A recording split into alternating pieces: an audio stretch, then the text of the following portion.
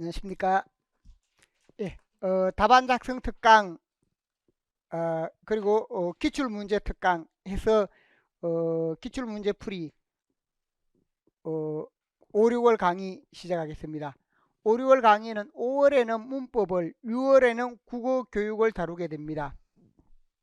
그 점을 참고를 하시고, 그래서 우리가 3, 4월에 문학 부분을 다루었고, 5, 6월에 문법과 국어 교육 이렇게 순서를 바꿔서 그렇게 다루게 되니까 그 점을 아시고, 여기 보면 현재가 서다평 10개년 작년에 나온 책인데 책이 아직 많아서 이 부분을 올해 내년에 개정을 하고, 요 올해는 오늘 자료 부분이 있습니다. 2024년 자료 부분만 여기에 포함이 되어 있으니까 그 점을 참고를 하시면 되겠습니다. 그 전에 현재 강의가 이어지기 때문에 지난 8회 부분 시험 치는 부분이 있습니다. 8회 부분 시험에서 답안 작성에서 잠깐만 참고를 해보면 1번 문제, 1번에 보면 가의 경우 상사회답곡, 상사회답에 해당되는 것, 나의 경우에 작품에서 보면 옥단춘전, 이렇게 두 가지 부분이 제시가 되었습니다. 그래서 이 두 가지를 제시하면서 문제가 뭐냐 하면 첫 번째 문제 부분에 가의 경우 상사회답곡 부분에 가나에서 공통적으로 나타나는 갈등의 양상을 제시하라. 공통적인 부분. 그 다음에 나에서는 가나에서 또 개별적으로 나타나는 갈등의 양상을 각각 제시하라. 이렇게 문제가 두 가지로 제시가 되었습니다. 가 부분에서 보면 갈등의 양상이다 라고 할 때 이 몸이 이자되어 도로 100년 어려워라 그랬는데 불경 2부로 살아왔는데 무심한 일봉서찰 어디로 온단 말인가, 하나의 편지가 왔고 그 편지 내용이 뭐냐 하면 나를 너무 좋아하다 보니까 나를 사랑해서 이렇게 상사병이 들었고 그래서 이렇게 죽을 지경에 이르렀다라는 내용이 있습니다. 일이 그래서 이미 이러하니 무슨 묘책이 있을손가, 광대한 천지간에 절세가인 무수한데 날 같은 아내자야 어느 곳에 없을손가, 사세가 이러하니 이도 또한 천정 하늘이 정한 것이다. 병이 실로 들었으면 마음을 강하게 강행하오, 마음을 강하게 먹으시오. 흐르는 이 세월에 조로 같은 우리 인생, 우리는 인생이 이슬 같은 우리 인생, 한번 죽어 돌아가면 다시 오기 어려워라. 뼈는 썩어 황토가 되고 살은 썩어 물이 된다. 죽은 나를 찾아와서 이런 사정하오리까. 그래 살아있을 때 나에게 편지를 보는데 죽은 나를 찾아와서 말하겠는가. 물로 이런 마음이라 목석이 아니거든. 이러한 인생은 설마사 죽게 하리, 설마 죽게 하겠는가. 그대는 대장부로 천거 같은 귀한 몸을 인의 일신 위하여 병이 들어 누웠으니 심정을 허비타가 가련히 죽게 되면 원억한 저 혼백이 내 탓을 삼으리라. 100년을 못 살려던 남의 명을 끊게 하랴. 이러나 저러나 그대 사정 발이리요. 연분이 있고 보면 자연히 만나리라. 상사로 깊이 든 병 다 풀치고 기다리소. 금일 모일 명을 위하여 아무쪼록 배우리다.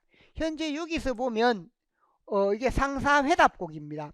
여기에서 시적 화자는 여인이고, 여기에서 시적 화자가 여인인데, 화자는 여인인데 여인이 뭐냐 하면 어떤 남성의 편지를 받았습니다. 남성의 편지를 받고 했는데 그래서 이 부분에서 보면 남성의 편지를 받고 이 여인이 원래는 불경 2부 두 남편을 섬기지 않는다.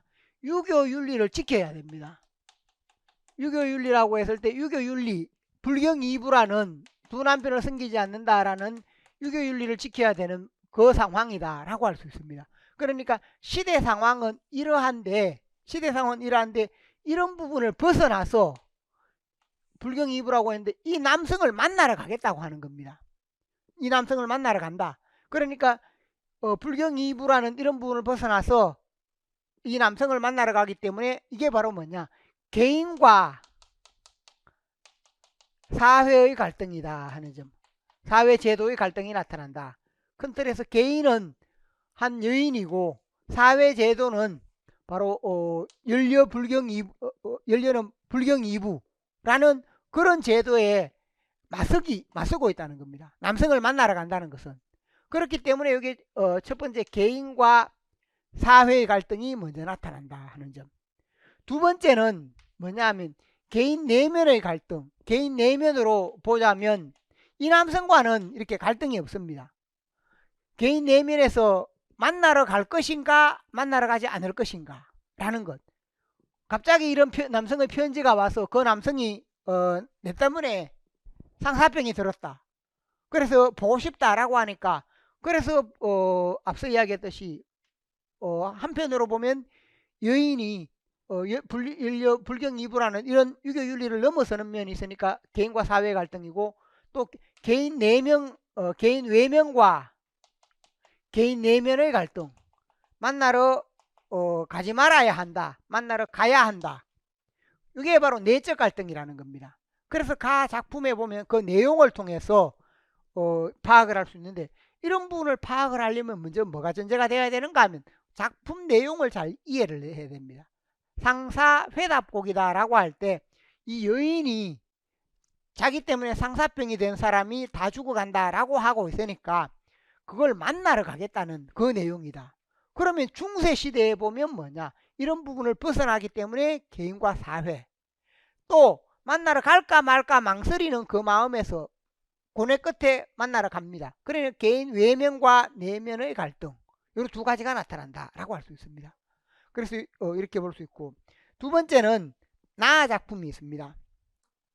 나의 경우에 역시 마찬가지인데 나에서 제시되어 있는 부분은 먼저 전체적으로 보면 김진회라는 인물이 우정을 어기고 있습니다. 우정을 어기고 있고 또 이렇게 탐관오리가 학정을 하는 부분이니까 그래서 그러한 의미에서 보면 그래서 암행어사 출두를 한다라고 할 때 그런 부분에서 보면 개인과 사회 갈등 개인과 사회의 갈등이 드러난다라고 할 수 있습니다. 앞에 부분에 보면 나의 경우에는 개인과 사회 개인의 경우 보면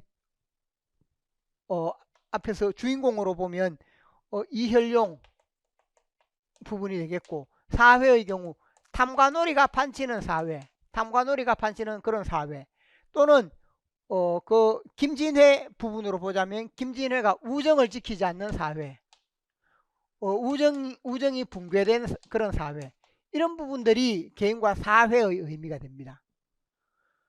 또 여기서 보면 두 번째는 뭐냐 개인과 개인의 갈등이다. 우정에서 보면 우정을 소중하게 여기는 이혈용과 우정을 벗어나는 김진회 이 두 사람 간의 대립 갈등이다. 이렇게 본다면 이것은 개인과 개인이 된다라고 할 수 있습니다.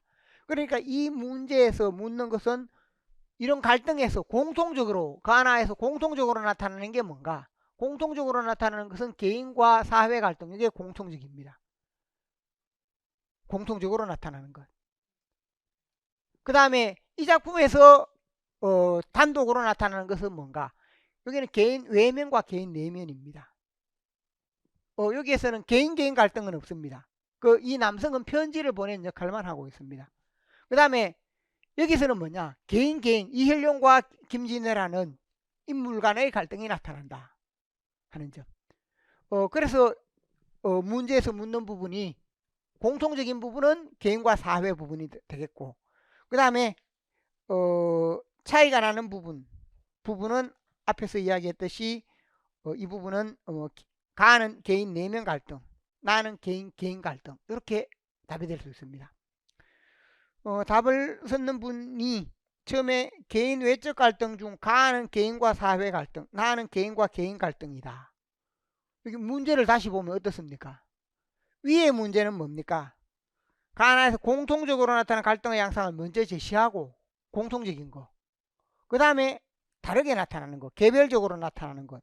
이렇게 해서 개인과 사회 갈등이 위에 올라와야 되고 그 다음에 가는 개인 내면 나는 개인과 개인. 개별적으로 나타나는 것. 이게 공통적인 걸 빼고 두 가지 문제가 연관이 있습니다. 그런데 여기에 보면 가는 개인과 사회 갈등, 나는 개인과 개인 갈등이다. 그러니까 조건 부분을 고려하면 이 학생의 경우에도 가에도 개인과 사회 갈등이 물론 있습니다. 나에서 개인과 개인 갈등이 있습니다. 근데 문제에서는 뭔가 공통적인 것을 빼고 이 작품에 단독으로 나타나는 게 뭐냐, 이것과 이것이 됩니다. 그 문제에서 묻는 부분이 그러한 부분인데, 이 분의 경우 답을 쓰면서 뭐냐면 그 문제 조건을 좀 덜 고려해서 가는 개인과 사회 갈등 요걸 제시하고 나는 개인과 개인 갈등 이렇게만 제시했습니다. 문제 파악 부분이 잘못되었다. 그러다 보니까 여기에서 보면 위의 문제 1번 문제도 틀리고 2번 문제도 틀렸습니다. 그래서 이것은 물론 이 부분을 파악했는 개인과 사회, 개인과 개인 요 파악했는 것 자체는 맞지만 조건으로 하자면 그게 안 맞는 내용이 된다는 겁니다. 그래서 답을 쓸 때 그러한 부분을 주의를 하시면 좋겠습니다. 두 번째 문제 부분입니다. 두 번째, 가의 경우에 금방울전, 그 다음 가에서 보면 금방울전 작품이 있고 그 부분에서 제시된 부분이 있는데 금방울전과 관련지어서 문제 부분에서 보면 밑줄 친 기억 니은의 모티프, 그것이 나타난 설화와 소설을 각각 한 편씩 제시하라. 설화 소설, 기억의 경우에 있는 내용을 보면 기억 금성공주를 얻었는데 달구경하다 여교에게 납치당하고 그 다음에 시녀들을 무사히 데려오고 하는 이 부분이 있습니다. 이건 지하국 대적 퇴치 모티프라고 할 수 있습니다. 지하국 대적 퇴치 모티프이고 설화 중에는 머리 9 달린 도둑이라든지 최추원 설화, 소설로는 홍길동전, 김원전 등등 이렇게 다양한 작품이 있다. 물론 최치원전 등도 가능합니다. 또 니어는 변신 모티프이다. 변신하는 내용. 그래서 꿈을 깨니 금방울이 간 곳이었고 이제 선녀가 변신했다. 변신 모티프이다 라고 했고 설화에서는 호원, 웅녀 등등 이런 부분이 있고 소설로는 박시전, 황부의전, 금원전 등등 이런 작품을 들 수 있다 하는 점.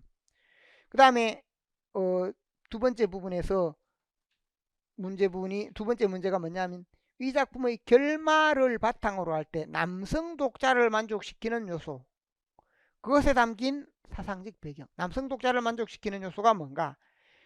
답안에서 남성 독자를 만족시키는 요소는 아름다운 두 여인과의 결연, 그러니까 아름다운 여러 여인과 결연한다는 그런 의미가 있고, 또 두 번째는 능력을 발휘하여 출장하는 입상, 이런 내용들이 있습니다. 그래서 이 두 가지를 고려할 때 바로 사대부들이, 양반들이 이상적으로 추구하는 삶의 형태다 하는 점, 그렇게 설명할 수 있는데 답을 선분의 경우에 기억이나 니은에서 지하국 대적 모티프, 변신 모티프, 이것은 답을 잘 썼습니다. 그 다음에 위 작품의 결말 부분에서 해룡이 황제에게 인정받고 부마가 되어 대대로 복록을 누리게 된다. 황제에게 인정받고 이렇게 하면 이 부분은 벼슬을 하게 된다는 그 하나가 되겠는데, 또 앞에서 보듯이 아름다운 여인과의 결연, 아름다운 여인들이 한 명이 아닙니다. 일부 다처로서 여러 여인들과 결연하게 된다. 그러니까 우리가 보면 대부분의 경우에, 많은 경우에 춘향전을 제외하고는 대부분 뭐가 됩니까? 여인이 2명이거나 3명이거나 아니면 8명이 되기도 하고 5명이 되기도 하고 다양하게 나타납니다. 그래서 아름다운 여러 여인들 혹은 여인들과의 결연이다 라고 해서 그 부분에서 부마가 된다라는 의미가 있긴 하지만 핵심 내용이 여기도 부족합니다. 그래서 아름다운 여인과 결연하는 그 내용이 들어가야 된다 하는 점.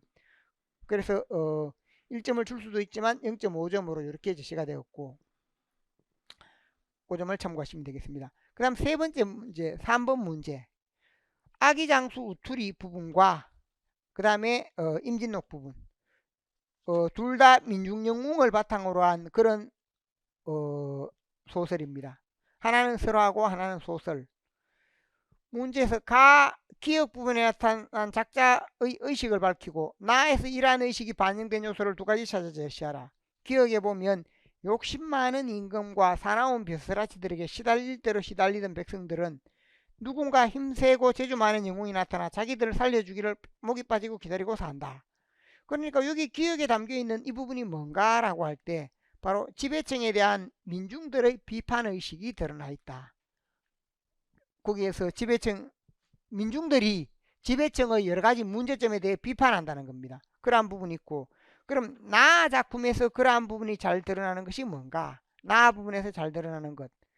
그래서 나 부분에 강홍립은 뛰어난 능력을 발휘하지만 출신이 민중이다 하는 점, 민중 출신이다 하는 부분이 있고, 그래서 출생이 민중으로 볼 수 있고, 그 다음에 두 번째 민중이라는 점도 있지만 강홍립이 목사를 꾸짖는 면도 있지만 목사를 꾸짖는 것도 있고, 또 나 부분에 보면 꾸짖는 부분도 있지만 또 중요한 부분이 뭐냐, 그래 꾸짖는 것은 5페이지 끝에 너는 국록지신으로 국사를 생각지 않고 이렇게 꾸짖는 것이 있고, 뒤에 넘어가면 뭐냐면 끝에서 넷째 줄 홍립이 그제야 분한 마음이 풀리는지라 즉시 정병팔천을 조발할세 목사로 중군장을 삼아 행군한 지 3일 만에 목사로 중군장이 되었다 하면 이게 홍립이 뭐가 됩니까? 홍립은 대장이 되고 대장이 있고 중군 또 좌우 이렇게 될 수 있습니다. 홍립이 더 높은 위치가 되었다는 겁니다. 민중이 더 높은 위치에서 거느리고 있다. 어떤 부분에서 보면 중군장 이렇게 되고 있고, 또 어떤 데는 울량 곡식을 운반하는 장소로 삼았다 이런 경우도 있습니다. 그래서 중군장을 삼아 하는 것은 홍립이 어디까지나 대장이 되었고 그 부하로 되었다는 겁니다. 목사가. 그 원래는 목사가 우두머리가 되고 홍립이 그 아래에 들어가서 이렇게 민중이 그 아래에서 전쟁을 치르는 게 일반적인데, 민중이 감사나 아니면 이런 사람보다 더 위에 있고 감사는 뭐가 됩니까? 그 아래에 있게 된다. 그래서 전쟁에서 누가 이기는가? 감사가 이기는 게 아니라 전쟁을 잘해서 민중이 승리한다. 민중이 승리하는 그런 구조로 되어 있다는 겁니다. 그래서 그러한 점도 생각을 할 수 있다. 그래서 여기 보면 목사를 꾸짖는 부분이다 라고 해서 목사를 꾸짖는다는 내용도 있고, 또 앞에 이야기했듯이 목사로 중군장을 삼는다. 부하를 삼고 대장이 된다는 겁니다. 그 점도 중요하다. 그 부분이 없어서 0.5로 그 내용이 한 가지 부족하다. 앞에 있는 내용 첫 번째 부분에서 답을 쓴 부분에서 보면 지배층에 대한 작정 민중들이 비판의식이 드러나는 부분이 있고, 그 다음에 목사를 꾸짖거나 목사보다 윗자리에서 목사를 부하로 삼은 점, 이런 부분이 지배층에 대한 민중의 우월성을 드러낸다. 그 다음 두 번째, 가를 바탕으로 영웅의일생 유형구조와 다른 점에 대해 두 가지 서술하라. 영웅의일생 유형구조와 다르다. 그래서 가의 경우에 가는 첫째 주인공의 출신이 고귀한일통이 아니다. 우리가 홍길동전의 경우에 보면 그 아버지는 그래도 뭡니까? 고귀한일통입니다. 판서라든지 이렇게 되는데 어머니가 그렇지 않지요. 그런데 여기는 아예 처음부터 지리산 외진마을의 민중입니다. 그래 출신이 민중이라는 점이 특이하다. 민중이라는 출신. 그 다음에 주인공이 위기 극복 후에 업적을 성취하는 것이 아니라 위기 극복 후에 오히려 죽음을 맞게 된다. 그래서 비극적인 결말로 끝난다. 민중이다 보니까 이렇게 되는 경우가 많다는 겁니다. 민중영웅이니까 성공하지 못하고, 즉 바꿔 말하면 민중영웅이 조선시대라는 그 시대 속에서 민중영웅이 성공을 하게 되면 뭐가 되는가? 체제를 뒤집는 그런 부분이 될 수 있습니다. 그러다 보니까 민중영웅은 대부분 실패하는 형태로 나타난다 라고 생각을 해볼 수 있습니다. 그러한 부분이 이제 차이점이다 라고 했는데, 답안에서 보면 비판적 인식이 드러난다. 그래서 작자층인 민중의 부패한 지배층에 대한 비판적 인식, 이건 1점이 되고, 나는 주실부원 강훈립이 뛰어난 능력을 가진 인물이라는 것, 능력을 바탕으로 목사를 꾸짖는다 라고 했는데, 여기 보면 뛰어난 능력은 앞에 해당되는 내용이고, 목사를 꾸짖는다 하는 것과 목사보다 우위에서 목사를 거느린다 하는 그 내용이 부족합니다. 그래서 그것도 역시 예문에서 함께 파악을 해야 할 부분이고, 그 다음 가의 두 번째 부분에서 영웅의일생 유형구조와 다른 점을 이야기할 때, 가는 우투리가 농사꾼 내외의 아들인 것 같이 고귀한 신분이 아니다. 요건 1점으로 해주세요. 농사꾼 내외의 아들이다. 그래, 고귀한 신분이 아니야. 제가 고귀한 신분만 이렇게 생각했는데, 농사꾼 내외의 아들이다. 한마디로 민중 출신이라는 겁니다. 그 농사꾼 내외도 민중이기 때문에 요건 1점이 될 수 있습니다. 제가 농사꾼 내외를 잘 못 보고, 고귀한 신분이 아니다라는 부분만 보았는데, 고귀한 신분이, 농사꾼 내외 아들 없이 고귀한 신분이 아니다 하면, 여러 신분이 될 수 있어서, 근데 앞에 농사꾼 내외가 있으므로 요건 1점이 될 수 있습니다. 제가 보면서 앞에 그걸 잘 못 봤습니다. 그래서 농사꾼 내외는 곧 민중과 같은 의미이기 때문에 민중 출신이어서 고귀하지 않다 하는 점. 그래서 이건 1점이 되는 부분이고, 농사꾼 내외가 있기 때문입니다. 구체적으로 농사꾼 내외 부분이 있습니다. 그 다음에 3년의 사루가 부족하여 바위가 갈라져 병사와 우투리 모두 사라져버리는 것과 같이 위기를 극복하고 위대한 공적을 이루지 못한다. 위기를 극복하고 위대한 공적을 이루지 못한다 라고 했을 때, 여기 설명하는 부분에 위대한 공적을 이루지 못하는 게 아니고 민중 영웅이 될 때 아기장수나 이런 경우에 모두 뭡니까? 비극적 죽음을 맞습니다. 비극적 죽음을 맞게 된다. 그래서 극복하고 위대한 공적을 이루지 못한다 라고 해서 비극적 죽음을 맞는다. 그래서 끝이 비극이다 라는 것이 더 핵심이 됩니다. 그래서 보면 우투리의 경우에도 죽음에 이르지요. 그렇게 되니까 위기를 극복하고 공적을 이루지 못한다. 그 공적을 이루지 못해도 평범한 삶을 살 수도 있는데 죽음으로 이어진다는 것. 그게 더 핵심입니다. 그래서 죽음으로 이어져서 비극적인 내용이다. 그래서 그것이 영웅의 일생구 유용구조와 다르다. 그렇게 해야 조금 더 명확한 답이 됩니다. 그래서 여기서 아래 부분의 핵심이 부족하다. 그래서 주인공이 죽음으로써 죽기 때문에 비극적인 결말로 끝맺는다. 영웅의 일생은 행복한 결말로 끝맺습니다.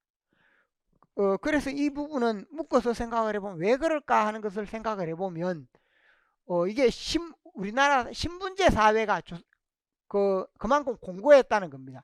민중이 뛰어난 능력이 있어도 훌륭한 업적을 이루어서 그 부분 속에서 예를 들어서 뛰어난 벼슬을 하거나 이렇게 되면 그런 부분들이 뭐가 되는가 하면 벼슬을 하게 된다든지 이렇게 되면 신분제가 동요되는 그런 결과를 초래합니다. 그래서 대체로 전설이나 이런 부분에 민중의 경우에 일반적인 부분에서는 대부분 뭐가 되는가 하면 죽음에 이르는 형태로 그렇게 이야기가 전개된다 하는 점을 참고하시기 바랍니다. 자, 그래서 여기 답안 부분에서 우리가 보면 그 세부 내용을 따져서 우리가 답을 쓸 때 늘 뭐냐 하면 조금 더 핵심에 해당되는 내용, 출제자가 요구하는 핵심에 해당되는 내용, 이것을 조금 더 고려할 필요가 있습니다.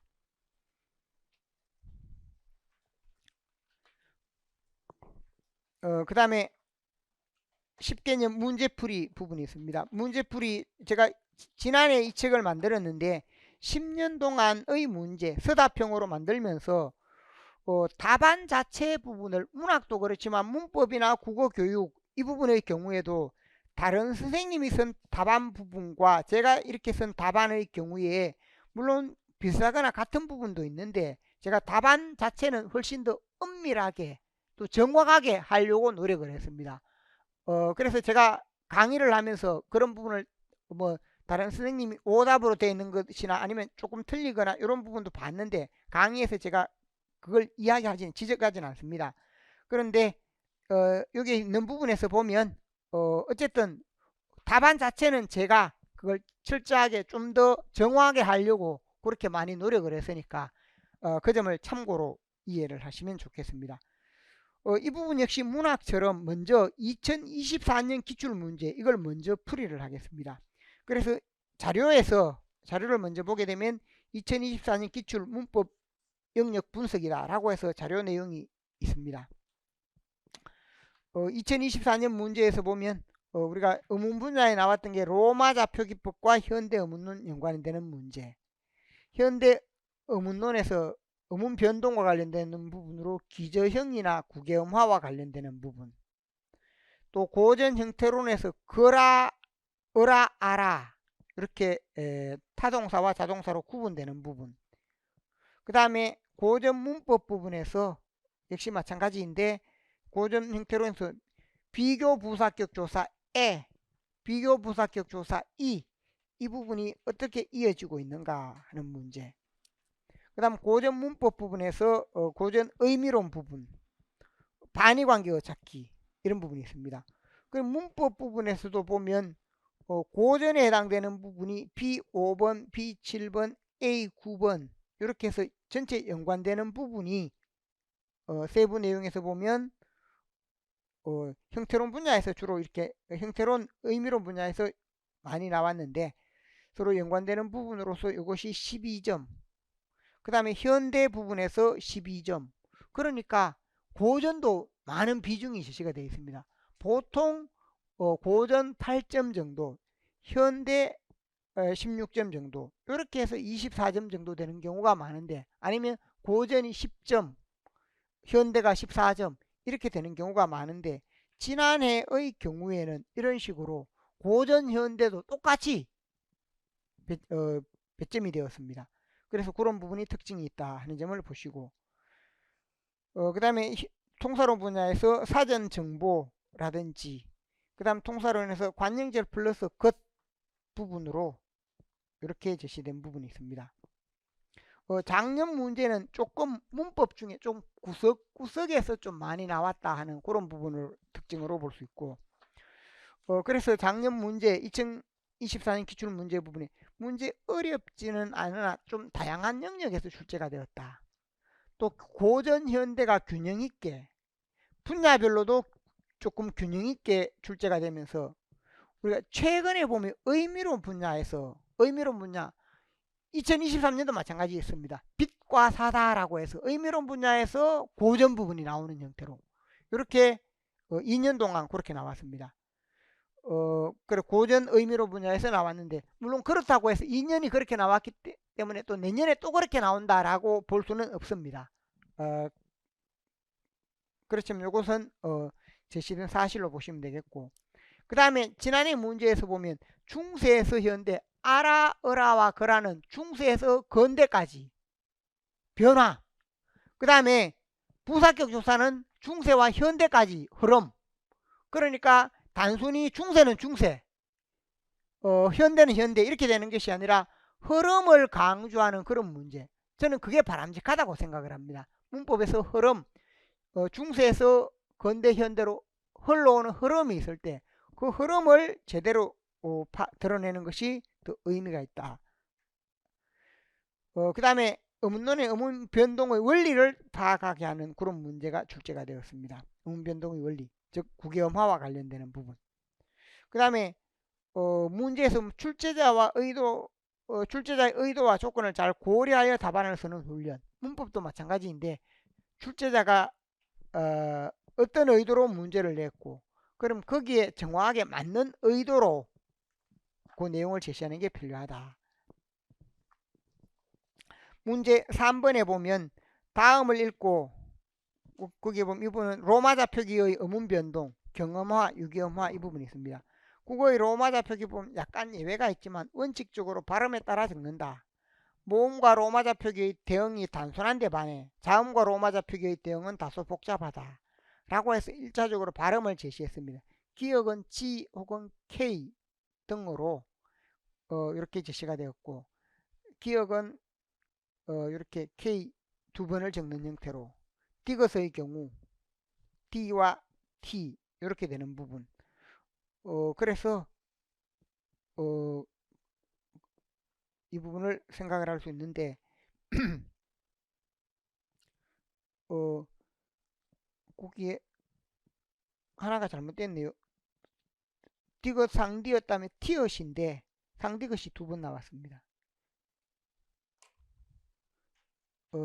그런 형태로 제시가 되었고, 이를 바탕으로 다음의 로마자 표기 예를 살펴보자. 종로. 원래 이 부분에서 보면 종로라고 했을 때 원래는 종로 이렇게 돼야 되는 부분인데 여기에 뭐가 왔습니까? 비음화가 적용이 되었습니다. 그러니 비음화의 경우에 R에서 리얼에서 니언으로 리얼의 비음화. 그래서 여기 N으로 이렇게 바뀐 부분에서는 비음화가 적용이 되었다. 그 비음화가 여기는 표기에 반영이 되었다. 비음화는 표기에 반영이 된 것으로 볼 수 있고, 신라 이 부분도 뭡니까? 신라라고 할 때 신라 이렇게 되는 부분인데 이 부분이 또 뭐로 되어 있습니까? L로 이렇게 되어 있습니다. 그러니까 여기도 유음화인데 유음화도 표기에 반영이 되었다 하는 것을 알 수 있습니다. 그 다음 맞절의 경우에 이 부분은 맞절이라고 할 때 이 부분에서 뭐가 있습니까? 끄소리 규칙이 반영이 되었다. 지읒인데 티읕으로 했으면 여기 끄소리 규칙이 들어갔고, 맞절 원래는 절 하면 된 소리 대기입니다. 그런데 여기 보면 절 하면 JEOL 이렇게 돼서 절이라고 할 때 여기 부분에 원래는 국어 표기로 하면 맞절이라고 하면 JJ로 이렇게 와야 됩니다. JJ가 아니고 여기는 뭐다? J만 되어 있다. 그럼 된 소리 대기는 뭐냐? 된 소리 대기는 반영되지 않았다. 이렇게 돼야 되는데 반영되지 않았다 하는 것을 알 수 있습니다. 붓꽃 요것은 뭐냐면 끄소리 규칙만 두 가지가 적용이 되었습니다. 시옷, 치읓이 있는데 끄소리 규칙은 뭡니까? 표기에 반영이 된다. 끄소리 규칙 적지는 않습니다. 표기에 반영이 된다 하는 점. 표기에 반영이 되었다. 앞에 여기 마찬가지입니다. 이 부분만 따지면 여기도 끄소리 규칙입니다. 끄소리 규칙은 표기에 반영이 되었다 하는 점을 생각할 수 있습니다. 그 다음 대륙 이렇게 될 때 대륙 이렇게 되면 DA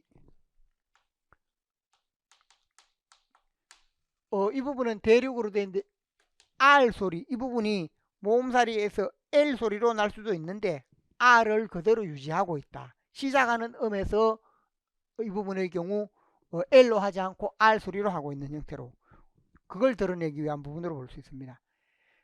그 다음 지편전이라고 할 때 이 부분의 경우 지편전은 우리가 이게 적용이 되면 그 다음에 편이 되니까 이 부분은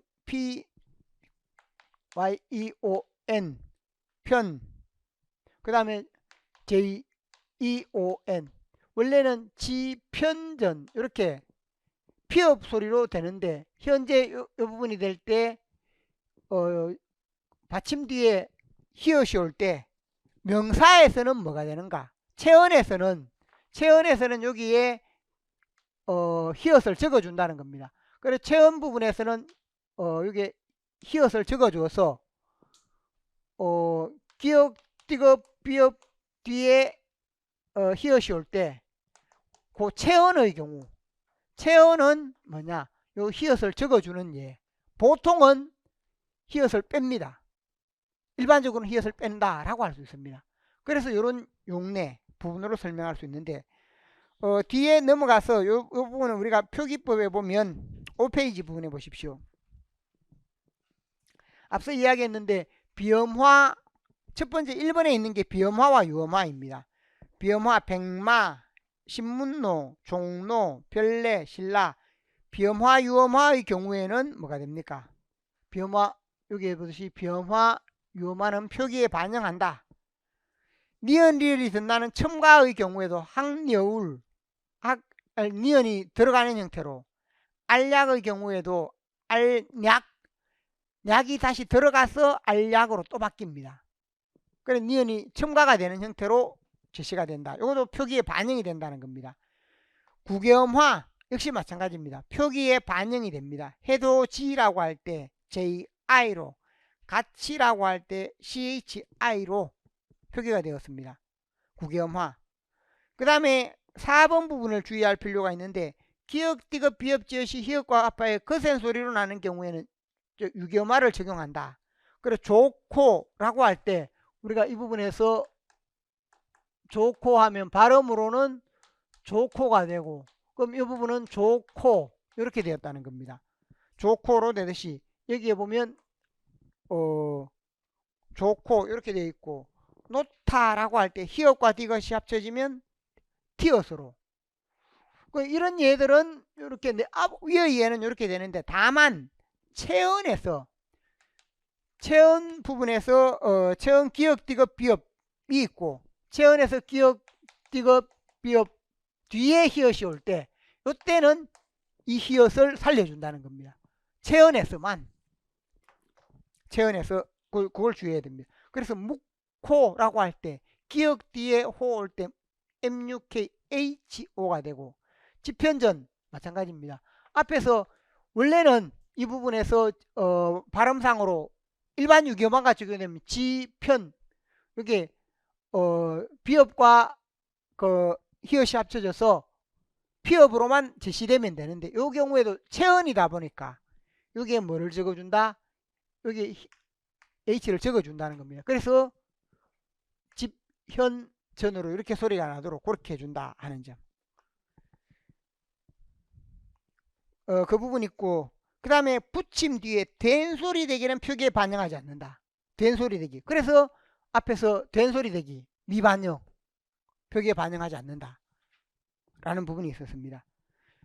그러니까 여기서는 우리가 앞에 표기상의 유의점이다 라고 했을 때 한글 로마자 표기법에 있는 그 내용을 바탕으로 했는 문제이고, 또 이 부분은 우리가 이 규정을 참고를 하면 되겠는데, 규정이 없이도 우리가 이 문제를 보면 앞에 제시된 것을 보면 읽어보면 쉽게 알 수 있습니다. 그래서 위의 예를 살펴보면 발음에 따라 적는다는 원칙을 잘 지킨 표기가 있는가 하면 그렇지 않은 것도 있다. 발음에 따라서 적는다. 그 발음에 따라 적는 걸 뭐라고 합니까? 발음에 따라 적는 것을 전원법이라고 합니다.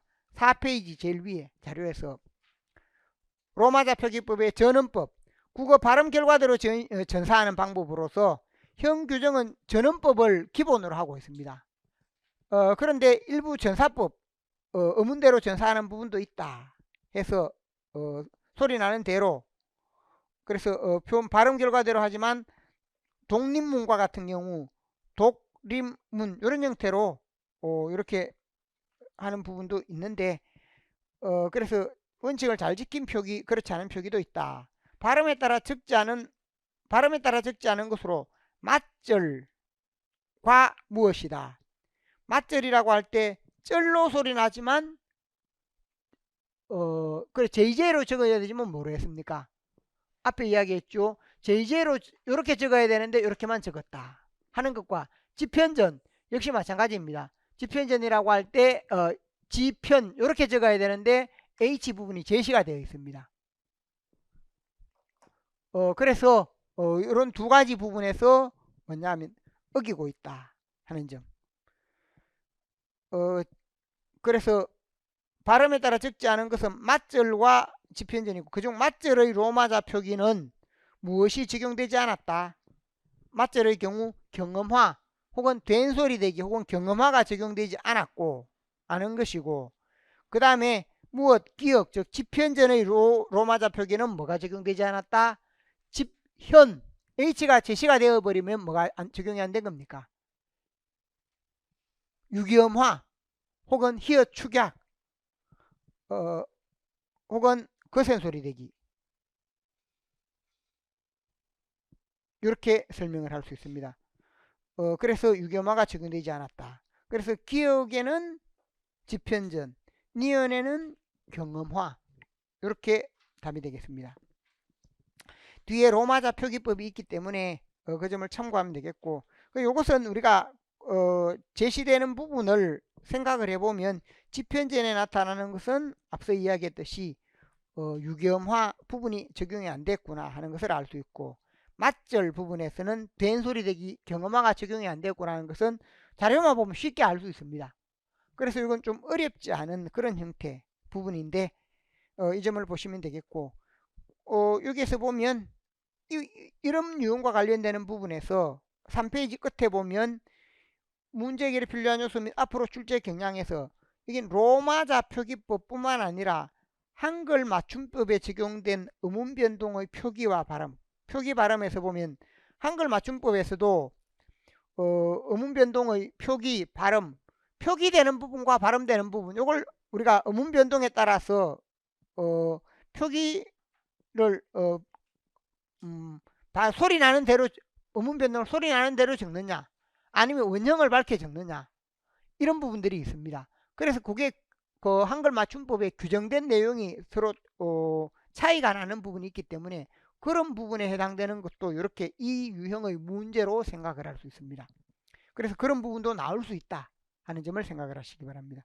로마자 표기법이 나왔듯이 한글 맞춤법 부분에서도 우리가 보면 어떤 어문 변동이 있을 때 그게 원형을 밝혀 적는 것, 예를 들면 국어만 원형을 밝혀 적습니다. 발음은 뭡니까? 발음은 인정하지만 표기는 인정하지 않는 것. 그 다음 표기와 발음을 모두 인정하는 것.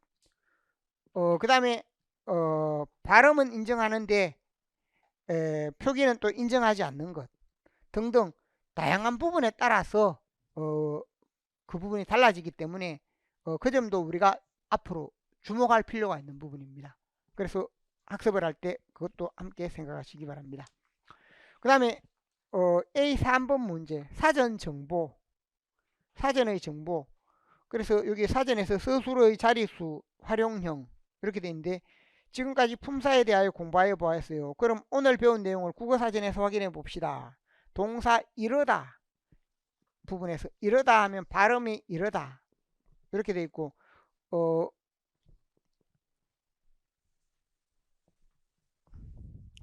이러다라고 하면 여기 이러다 일로 이렇게 하면 이게 뭡니까? 이러다 일로 이렇게 돼 있으면 표제어이다 하는 것을 알 수 있습니다. 표제어. 여기 이러다 일로 되어 있으면 여기는 이제 이러다 쭉 이렇게 설명이 되고 있고 여기에 있으면 이러다 일만 되어 있어도 이건 뭘 알 수 있는가? 뒷부분으로 가면 이러다 이가 있을 것이다. 이가 있을 것이다 라는 걸 생각을 할 수 있습니다. 이러다 여기 1이 있고 이러다 2가 있다라고 하면 이것과 이것의 관계는 뭡니까? 이것은 동음이어이어이다. 동음이어이어. 동음이어이어가 되고 요 아래 이러다 1 속에서 1번의 의미가 있죠. 1 속에서 1번의 의미가 있다. 1번의 의미가 있다. 또 여기 2번의 의미가 있다. 또 3번의 의미가 있다. 요것은 뭐가 됩니까? 다이어. 요 위의 경우와 이렇게 될 때는 동음이어이어가 되고 여기 있는 부분은 다이어가 된다.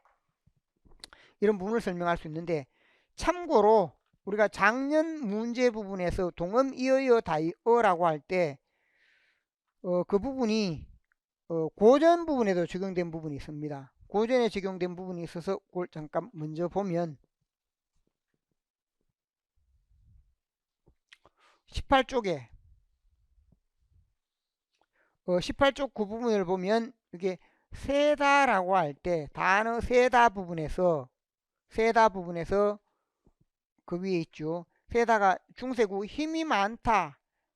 또 사물의 감축이 딱딱하고 뻣뻣하다 이런 부분이 되는데 힘이 많다라고 할 때는 강하다의 의미입니다. 힘센 사람이라 여기 또 글자가 그게 깨졌는데 힘센 사람이 역산한 힘센 사람이라 이렇게 됩니다. 그러니 힘센 이런 의미가 있고 세다라고 할 때 그 다음에 사물의 감축이 딱딱하고 뻣뻣하다 강 혹은 경 굳다 강하다 굳다 이게 세다. 예를 들면 센 칫솔 이렇게 이야기할 때 뭔가 우리가 칫솔이 좀 세다라고 할 때 그게 굳다라는 그런 의미로 그래서 우리가 경도하면 굳은 정도 이렇게 할 때 그때 사용되는 세다의 의미 그 다음에 힘이 세다 힘이 많다는 의미 그렇게 두 가지가 다르다는 겁니다. 여기 1번 2번으로 이렇게 제시될 때는 뭐라는 겁니까? 역시 다이어 그 다음에 또 세다 부분이 그럼 다이어만 있는가 하면 그 세다 1번 세다 2번에서 수요를 세는 것을 세다 머리카락이나 수염 따위 털이 휘어지는 것을 세다 이렇게 할 때 이런 얘들은 뭐가 된다는 겁니까? 동음이어이어가 됩니다. 동음이어이어. 그래서 다이어와 동음이어의 관계 이런 부분들을 이걸 통해 파악할 수도 있고 앞의 부분을 통해 파악할 수도 있다. 돌아갑니다. 그래서 이렇게 사전에 제시가 되어 있고 발음에 보면 이제 발음 정보 이러다라고 했으면 발음 정보가 먼저 나옵니다. 발음과 활용이 먼저 나와서 이러다 뒤에 발음 여기 제시된 부분의 발음은 이러다 그대로 이렇게 하고 그 다음에 활용해서 활용 정보에서 보면 역시 이 부분에서 그 다음에 이러니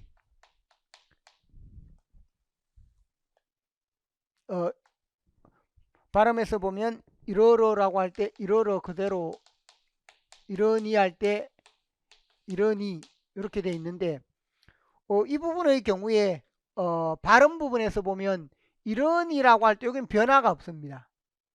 변화가 없는데 이러러 할 때 여기서는 뭐가 있습니까? 불규칙이 있습니다. 이러러. 그래서 이 부분은 러 불규칙이다. 러 불규칙 활용. 그래 러 불규칙의 대표형이 이러러서 어서 등이 결합하게 되면 러로 바뀌는 형태가 됩니다. 러 불규칙이고 이런 경우에는 그냥 규칙으로 이렇게 되는 활용입니다. 이런 경우에는 변화가 없는데 여기 불규칙 부분을 제시를 해놨습니다. 불규칙이 되는 것과 불규칙 변화가 안 일어나는 것, 이 예를 함께 제시해놨다는 겁니다. 이렇게 제시해야 뭐가 됩니까? 이게 불규칙인지 아닌지를 알 수 있습니다. 불규칙이 아닌지 알 수 있다. 그래서 이런 경우에 원래는 이러다 뒤에 어가 오는데 이러다 뒤에 어가 오면 러가 되기 때문에 어가 러로 바뀐다 해서 러 불규칙이라고 합니다. 참고로 이건 왜 이렇게 되는가 하면 중세에서는 이러다와 이럴다가 이 형태로 같이 있었습니다. 중세에서는 이러다 이럴다 누르다 누를다 풀어다 풀을다 이 부분이 두 가지가 이 형태로서 같이 있었다는 겁니다. 그래서 예를 들어 이러다 뒤에 이러고 이러니가 올 때는 이게 결합하는 겁니다. 근데 어가 올 때는 이 부분은 요게 결합해서 그래서 뭐가 되는가? 이러고 할 때는 이러고가 되지만 이 부분이 결합할 때는 이럴 뒤에 어가 오니까 이게 이러러 이렇게 되었다는 겁니다. 중세에는 이 두 가지를 이 형태로서 같이 예를 들면 우리가 이 형태로서 같이 인정했다는 겁니다. 그러다 보니까 이건 불규칙으로 보지 않았습니다. 불규칙으로 보지 않았는데 이 부분을 현대에 오면서 어떻게 했다는 겁니까? 현대에 오면서 이 부분의 경우에 이것만 앞에 것만 기본형으로 하고 이런 경우를 인정을 안 했습니다. 이 형태를 인정하지 않는다. 그러면 이 형태를 인정하지 않으면 이런 것이 나타나는 형태는 뭐가 되는 겁니까? 불규칙이 되었다는 겁니다. 그래서 이것은 주의할 게 중세에는 이건 불규칙이 아니었다. 중세에는 이 두 가지가 함께 인정이 되다 보니까 불규칙이 아닌 형태였는데 현대에는 이게 불규칙이 된다. 왜? 용어의 규칙 불규칙은 기본형의 설정과 밀접한 연관이 있습니다. 기본형을 뭘로 하는가? 에 따라서 규칙이 되기도 하고 불규칙이 되기도 한다. 그래서 그 점을 이해하시기 바랍니다. 그래서 그 다음에 동사라고 해서 품사정보가 있습니다. 품사정보 다음에 문장 유형으로 이렇게 에 부분이 제시가 되어 있습니다. 에 부분이고 어떤 장소나 시간에 닿다 이렇게 됩니다. 그래서 이것은 에로만 제시되어 있어서 우리가 이 부분이 뭐냐 하면 기본적으로 우리가 문장 구성에서 보다 보면 주어 부분은 이렇게 오면 이가 이렇게 됩니다. 주어는 이가로 목적어는 뭡니까? 부분에서 보면 을 또는 를로 이렇게 표시가 되고 그 다음에 보어의 경우 역시 마찬가지입니다. 이나 가로 이렇게 제시가 되고 그 다음에 부사의 경우 예를 들어 뭐뭐에 뭐뭐로 에라든지 뭐뭐로의 형태로 이렇게 제시가 되고 그 다음에 서술어가 있는데 모든 경우에 서술어 자체는 제시하지 않습니다. 서술어는 제시하지 않는다. 서술어 부분은 빼버리고 제시하는데 그래서 서술어를 빼버리고 그 다음에는 이제 사전에 따라 주어 부분과 주어를 제시해 주는 경우가 있고 주어를 제시하지 않는 경우도 있습니다. 그래서 이가 그 다음에 여기서처럼 뭐뭐에 이렇게 해서 서술 없이 이렇게 두 자리를 이렇게 표시해 주기도 하고 두 자리 서술이라고 할 때 이렇게 표시하기도 하고 주어도 빼버리는 경우가 있습니다. 주어도 빼버린다. 그 주어도 빼버리면 주어도 당연히 있다고 생각합니다. 이제 주어 서술은 있으니까 서술을 빼듯이 주어 자체도 빼버리고 이것만 제시하는 형태로 그래서 이렇게 에만 제시하는 형태로 현재 이런 두 가지 형태가 있습니다. 이렇게 제시되는 부분은 뭐냐면 이렇게 제시되는 부분 이게 두 자리 서술이 하나 둘 주어까지 포함해서 제시하기도 하고 그냥 요것만 제시하는 형태도 있다라는 겁니다. 그래서 과거에는 이 부분을 함께 제시했는데 최근에는 뭐냐 이렇게 한 자리 요것만 제시되어도 한 자리만 제시되어도 서술을 빼고 주어는 당연히 있는 것이기 때문에 하나만 제시되어도 요건 뭐라는 겁니까? 두 자리 서술어가 된다는 겁니다. 그래서 이것은 사전에 따라 이게 다른데 과거 사전에서는 이걸 함께 제시해 주었습니다. 함께 제시해 주는 예가 많은데 최근 사전에서는 요 주어까지도 빼버리고 제시하는 경우도 있다. 그래서 그걸 잘 봐야 됩니다.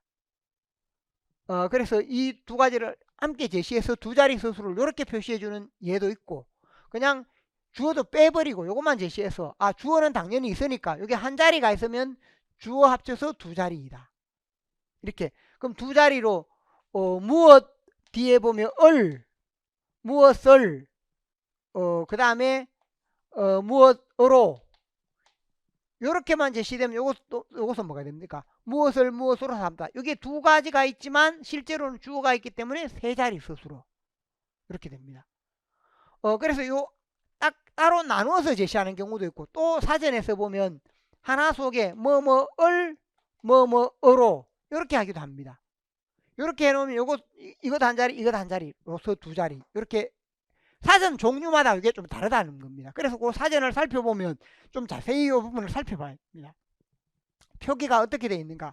그러니까 이 표기에서는 뭐가 되는가 하면 에 하나만 나와 있는데 에로만 나와 있어도 여기 뭐냐 서술어 부분과 주어 부분이 생략되었구나. 서술어와 주어 부분이 생략되었으니까 에만 있어도 이건 뭡니까? 두 자리 서술어다. 두 자리 서술어. 이 점을 생각할 필요가 있습니다. 그래서 어떤 장소나 시간에 이르다. 누가 어디에 이르다. 누가 버스가 마을에 이르렀다처럼 이렇게 됩니다. 그래서 문장을 만들면 그렇게 되겠는데 선생님 여기 활용형 아래 품사가 동사라고 씌어 있네요. 그래요. 동사라는 품사 정보를 알려주고 있네요. 사전은 자릿수에 대한 정보도 보여주는데 동사 아래 뭐뭐에라고 표시되어 있는 걸 보면 이르다는 두 자리 서술어이다. 그 뭐뭐에로 되어 있는데 왜냐하면 앞에서 말했듯이 주어 자리, 서술어 자리에 생략되고 서술어는 자릿수에 포함하지 않지만 주어는 자릿수에 포함하는데 주어 부분도 여기에는 생략을 했다 하는 것을 알 수 있습니다. 사전에 따라 제시하는 경우도 있습니다. 그 다음에 선생님 그런데 이러다 이러니 이러고와 같이 여러 가지로 활용되는데 왜 사전에는 활용이 두 개만 있나요? 이렇게 했을 때 두 개만 있는가 했을 때 그게 각각의 대표형이 실린다. 이러라고 했을 때 이러니처럼 제시되는 부분은 그 용례가 훨씬 많습니다. 이러고 이러니 등이 많은데 이러러가 될 때는 이러어가 오거나 어서가 오거나 이런 경우 이러러서 등등 어서 등이 올 경우에 어가 결합할 때는 르로 바뀝니다. 그래서 그 두 가지를 함께 제시해 줘야 되기 때문이다. 그건 여러 가지 의미에서 대표 의미를 정해 그 의미가 결합한 활용형을 제시하는 원칙 때문이다. 그래서 가령 이르다의 모음으로 시작하는 선어말 의미 으시 결합한 활용형은 어떻게 확인할까요? 그건 의미 어가 결합한 이러러를 보고 알 수 있다. 이러렀다 이렇게 되니까 이러렀다 이런 식으로 어시 결합할 때 또는 어서 형태가 결합하게 되면 르로 바뀐다. 그 다음에 일반적인 형태는 이러 그대로이다. 이걸 알 수 있다는 겁니다. 이 활용형을 보고 이러시 된다는 것을 알 수 있다 하는 점. 그래서 여기서는 어가 결합한 부분이 이러러가 되는 것을 보고 이 부분에 이르렀을 확인할 수 있다. 대표형으로 제시된다 하는 점. 그래서 이 부분 마찬가지인데 사전은 문형정보 부분이고 2024년 시험에 출제되었지만 이게 너무 단순한 문제로 나왔습니다. 사전 문형정보가 단순한 문제로 나와서 제가 이 부분은 작년에 보면 강의에서 이 부분이 중요하다라고 여러 번 강조를 했습니다. 그리고 그 문제를 각각 만들어서 이런 부분을 제시했는데 뒤에 보면 기본 문형과 문형정보, 기본 문형에 해당되는 것이 있고 그게 특히 사전에 올라갈 때 사전에 올라가는 게 있습니다. 사전에 올라가는 부분에서 보면 거기 연세 한국어 사전 부분에 보면 믿다 해놓고 믿다 동사입니다. 1이 2를 믿다. 여기서처럼 1이 2를 믿다처럼 이렇게 사용되는 부분 문형정보에서 1이 2를 믿다라고 하면 믿다 앞에 1이 2를 두 자리 다 밝혀주는 이런 예도 있다는 겁니다. 연세 국어사전에 그렇게 되어 있습니다. 그 다음에 표준국어 대사전 믿다 하면 동사에서 보면 여기 하면 요거는 두 자리입니다. 그 다음에 또 1번에 어로 고 요거도 뭡니까? 각각 두 자리입니다. 각각 두 자리. 세 자리가 될 때는 뭔가? 아래 2번에 있는 부분에서 그게 세 자리.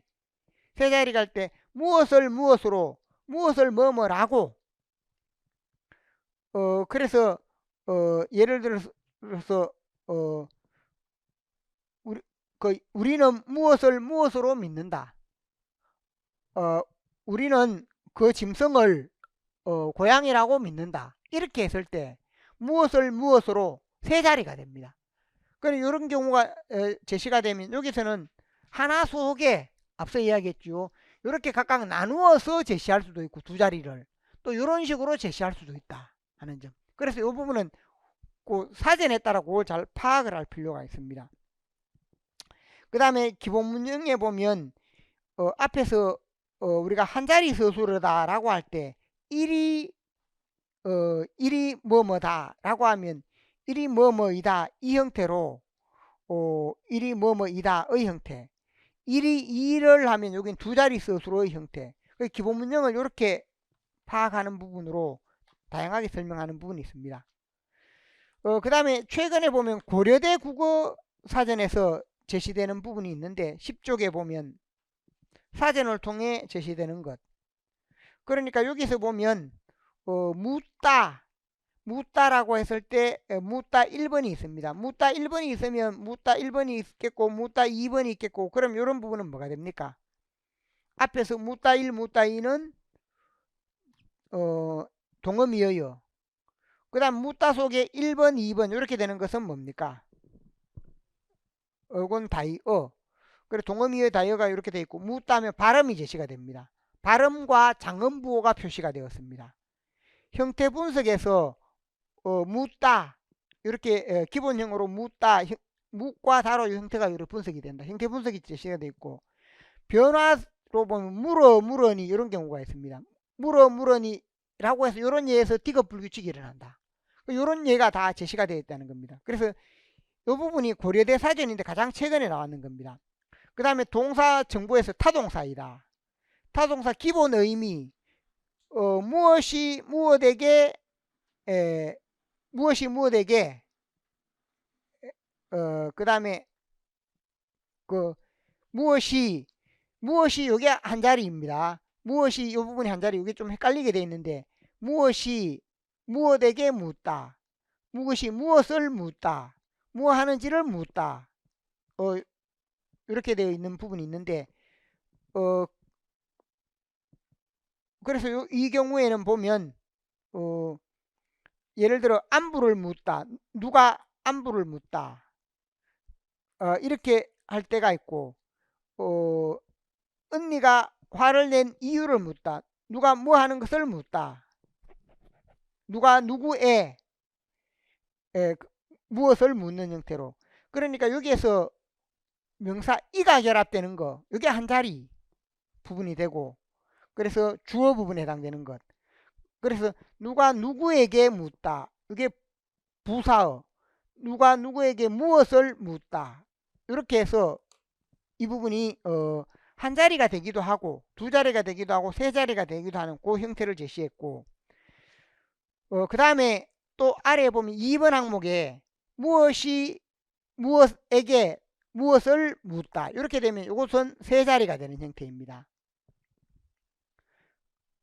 그래서 이게 조금 보면 헷갈리는 형태로 주어가 들어가 있긴 하지만 헷갈리는 형태로 여기는 주어를 넣어 놨습니다. 그건 사전에 따라 이게 다 다릅니다.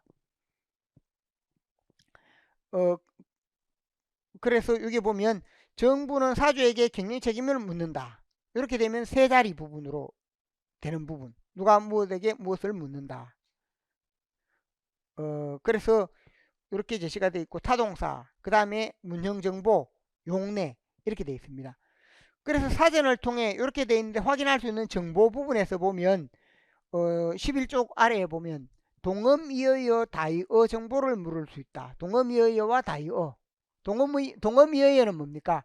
앞에서 제시했듯이 1번하고 또 2번 이렇게 되는 것이고, 한 단어 안에 가면 다이어가 됩니다. 발음 정보, 형태 분석, 형태를 분석한다 할 때 형태수를 어떻게 분석하는가. 활용에서 규칙 활용인지 불규칙 활용인지, 그다음 품사, 자동사인지 타동사인지, 품사가 무엇인지, 문형 정보, 예를 들어 무엇에게 무엇을 서술을 제외한 문형 정보를 제시했다. 그래서 이것은 무엇이가 주어입니다. 무엇에게 또는 무엇에, 이게 또 하나의 자리가 되고, 무엇을 뭐하는 지를 이렇게 하면 또 하나가 되고, 그래서 이 부분은 세 자리 서술어다 하는 것을 알 수 있습니다. 그 다음 뜻풀이와 중심적 의미, 주변적 의미, 기본 의미와 주변적 의미. 뜻풀이와 함께 기본 의미가 앞에 나오는 1번에 해당되는 게 기본 의미이고, 그 다음에 주변적 의미입니다. 2번부터 주변적 의미이다. 그 다음에 용례, 어떤 용례로 사용되는가. 그 다음 또 이런 부분이 관용구로 사용될 때 그 아래 보면 관용구나 속담으로 묻지 말라, 속담으로 묻지 말라 갑자생, 묻지 않아도 안다라고 하는 그런 의미로 이렇게 제시가 되어 있다는 겁니다. 그러니까 이 부분을 우리가 사전에 따라 다르기 때문에 그 사전을 보면서 우리가 이런 여러 가지 형태가 있기 때문에 그걸 파악하는 연습을 해야 한다 하는 점. 사전이 제시하는 부분, 특히 문형정보에서 주어까지 함께 제시하는 경우도 있고 주어를 안 제시하는 경우도 있다. 그리고 얼핏 보면 주어가 제시되어 있으면 한 자리 두 자리고 쉽게 알 수 있는데 주어를 안 제시하는 경우도 있기 때문에 주어를 안 제시하고 있는가 제시하고 있는가 그걸 파악해서 접근할 필요가 있다는 겁니다. 그래서 이런 부분이 앞서 이야기했는데 이걸 활용하는 부분으로 지난해 시험은 단순하게 나왔는데 조금 더 복잡하게 다양한 부분을 묻는 형태로 그렇게 설명할 수 있는 부분도 있다 하는 점. 자, 그렇게 생각하시면 좋겠습니다. 자, 여기까지 하도록 하고 그 다음에 잠시 쉬었다 하도록 합니다. 여기까지 질문 없습니까? 예, 잠시 쉬었다 합시다.